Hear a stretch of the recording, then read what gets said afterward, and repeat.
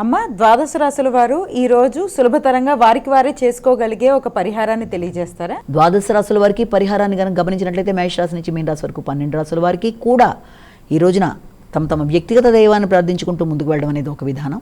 దాంతోపాటుగా మీకు అవకాశం ఉన్నట్లయితే, ఆసక్తి, అవకాశం, సమయం అన్నీ కూడా మీకు అనుకూలంగా ఉన్నట్లయితే తప్పనిసరిగా ఈ రోజున దత్తాత్రేయుడికి సంబంధించిన శ్లోకాలు చేసుకోవడం కానీ, వినడం కానీ, దత్తాత్రేయుడికి సంబంధించిన మందిరాలని సందర్శించడం కానీ, అలాగే దత్తాత్రేయుడికి సంబంధించిన కవచం వినడం కానీ, ఇవన్నీ కూడా చాలా వరకు మీకు మంచి ఫలితాన్ని ఇస్తాయి.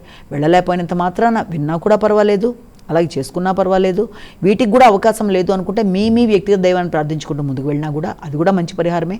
ఎందుకంటే గోచారీత్యా చెప్పుకుంటున్న ఫలితాలన్నీ కూడా కేవలం ఒక వ్యక్తిని ఉద్దేశించి చెప్పట్లేదు కాబట్టి, ఇది కామన్గా చెప్తున్నాం కాబట్టి ప్రతి వ్యక్తి తమ వ్యక్తిగత జాతకంతో కలిపి చూసుకుంటూ ముందుకు పెడుతున్నప్పుడు నడుస్తున్న దశలో అంతర్దశల్లో కనుక నడుస్తున్న వాటిలో ఏదైనా ఇబ్బందులు ఉన్నట్లయితే వాటికి సంబంధించిన పరిహారాలు ఆల్రెడీ దశ అంతర్దశలకు సంబంధించిన మీరు చేసుకుంటూ ఉంటారు కనుక ఇది కేవలం గోచారీత్యా చెప్తున్న ఫలితాల్లో ఏదైనా చిన్న సమస్యలు ఎదురవుతున్నా దానికి సంబంధించిన పరిహారాలను ఈ విధంగా చేసుకుంటూ ముందుకు వెళ్ళినట్లయితే ఆ చిన్న సమస్యలను అధిగమించడం అనేది చాలా అనుకూలంగా ఉంటుంది.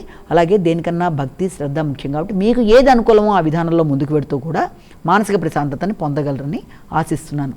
నమస్కారం.